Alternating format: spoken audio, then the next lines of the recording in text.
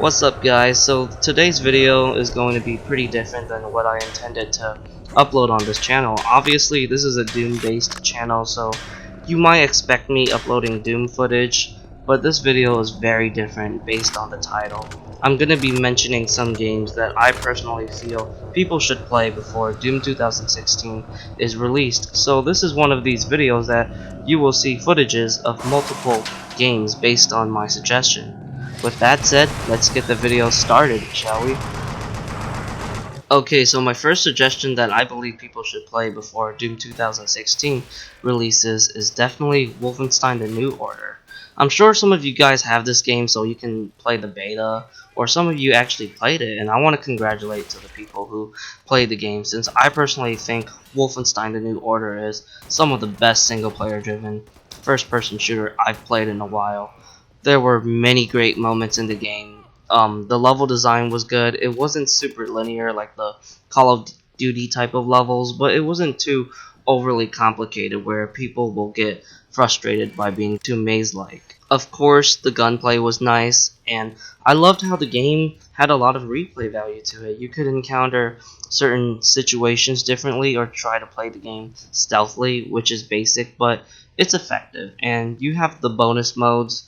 They were there to encourage people to play the game again if you wanted an incentive for replayability. And my favorite one was Iron Man mode. It was fun beating the entire game without dying once in one sitting. But I also liked 999 mode, which was kind of like God mode, where you can play the game just stupidly recklessly, but it's all good fun at the same time. Overall, an awesome game, and I still try to find time to play it again whenever I feel that time is right. The next game is Wolfenstein: The Old Blood. Basically, it's an expansion pack or DLC to The New Order, and I personally think it was much better than the previous installment. I can agree it didn't feel like a full-fledged game, like it was missing the surprisingly good storyline from The New Order, or I felt rather disappointed that they didn't include or added new bonus modes to this expansion, although Iron Man managed to make a return to it. However, the game was much more action-packed, and it pretty much does more of the same of what the New Order did, but I personally think it was better, at least when it comes to the main campaign. It was shorter, but I was having so much fun with these levels that I had to keep on playing it and playing it again. I haven't done any of my challenge mode achievements because I've been distracted with the main campaign. Challenge mode is basically a score attack if you never played the Old Blood. The game was priced for only $20 too, and I personally think there was a lot of value to that pricing. A better campaign from a gameplay standpoint. You also got the Wolfenstein 3D Easter egg missions, which is basically a distraction from the main campaign, but it's still a nice worthy. And I thought the challenge mode is fun too if you just want some instant action. It was definitely an amazing expansion to the New Order, and I personally think it's worth playing if you really loved the New Order and you're wondering if you should try it out. If you haven't played either, I highly recommend to get both. I do want to throw in an honorable mention for Wolfenstein 2009. This game is generally the black sheep for the Wolfenstein series, and I think it's because people thought it was a COD clone, but it's not. It's a criminally underrated game, and it is fairly old school, and it does stay true to the Wolfenstein's roots. It's a fast-paced, very run-and-gun driven, and just like a lot of old school shooters from the 90s, it does a great job at making you feeling like a one-man wrecking machine. It's also a weird game with the fantasy sci-fi elements, but I think people should give this one a try if they find it at a reasonable price. Now we're really going back to an older time. Quake 2 is possibly my all-time favorite id Software game if Doom 1 and 2 weren't included. I choose Quake 2 over Quake 1 since I feel like Quake 2 does got some strong similarities of what makes Doom fun to play. It got a satisfying shotgun just because of the super shotgun. It has an awesome chain gun, and of course, it also has a BFG in this game, and it actually behaves very similarly to the BFG from the Doom series, unlike in Quake 3 where it was just a beefed up rocket launcher. To keep things brief, this game is amazing since it just plays like an excellent old school first person shooter. It didn't do anything too out of the ordinary at that time, but it did it really well, and if you love single player driven first person shooters, this one is a must play, and the game has an insane amount of replay value.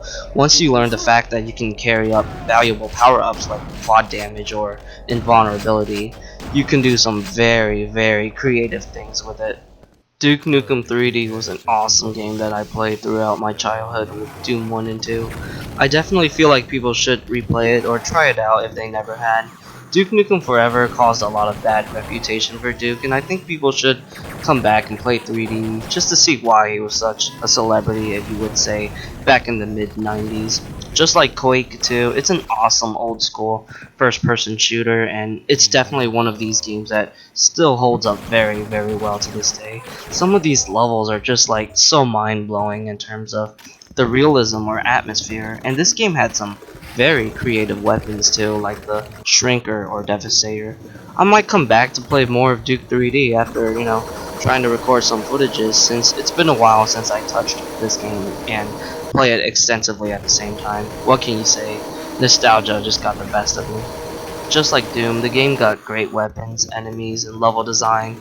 The levels were fun to play or very memorable to experience. It's basically a top tier single player driven first person shooter from the 90s, and if one is tired of playing Doom, they can always play Duke Nukem 3D as a replacement for that. Last but not least, any arena shooter, take advice from someone who actually played the Doom Alpha, and I think it's good to load up a game of Quake 3 or UT99 or whatever arena shooter you want to play to really get back in that arena shooter vibe. I highly recommend this advice for people to play an arena shooter if they never ever touch one, since there's a lot you can play while you're waiting for the Doom beta and alpha. I've been playing Quake Live and Quake Arena Arcade, which is basically a Xbox 360 port of Quake 3 Arena and new features included, just to fulfill my Doom 2016 multiplayer need. And I think Quake 3 is my game of choice, since it's a game made by id Software and the new Doom is made by the same company. So yeah, logic. But there's a lot of choices to choose from, and I hope people will play to get back in their quote-unquote arena shooter shape, or at least get some sort of preparation for multiplayer so you don't get completely rolled over. Just in case you don't know what is an arena shooter, it's basically what you're watching. Any shooter with this fast pace, over the top and arcadey feeling taking place in an arena style map where you fight for item control. And that is all for the video. I hope you guys enjoyed this list of suggestions, and keep an eye out for more Doom related content on Doom Nation.